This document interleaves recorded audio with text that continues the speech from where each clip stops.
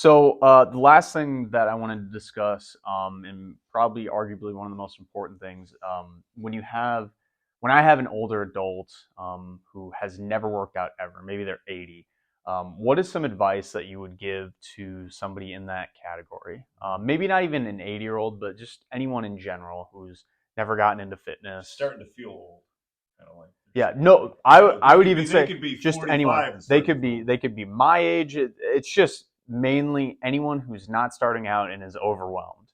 I say find what you feel comfortable with, and then take baby steps.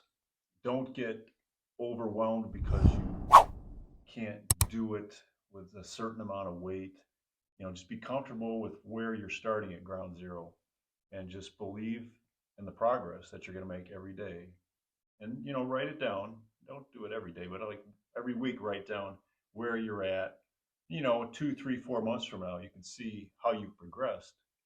And that's your confidence builder because you can't get discouraged. You got to just know that you're making progress every day.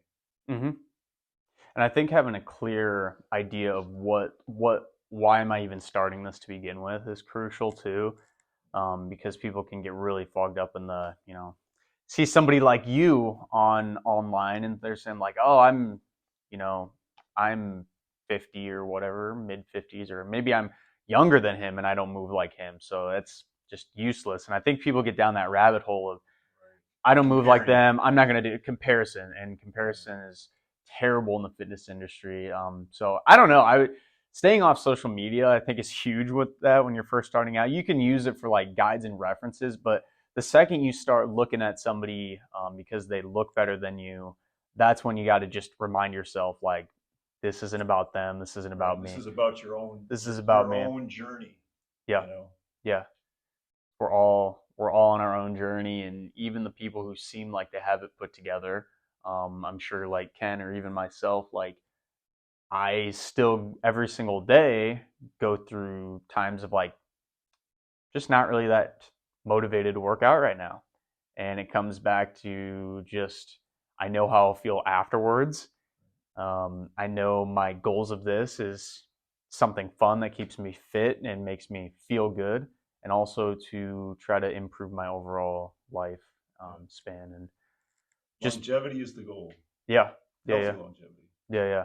Living not only a long life, but a high quality Yes. long life. Making a contribution to the world around you, Yeah, to other people. and that's I think another point.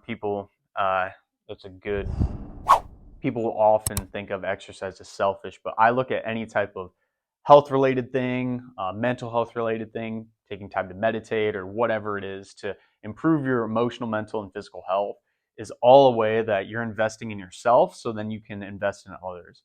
Right. I know personally, if I was 20, 30 years from now, if I didn't take care of myself, I probably would not feel as good, not feel as energetic, not be able to do different things like this as much as I want to hopefully help others. So I think being selfish enough to take care of your own health is crucial to help others too. So Right. that's a good point. The more you able-bodied in your own body, the more you can help others.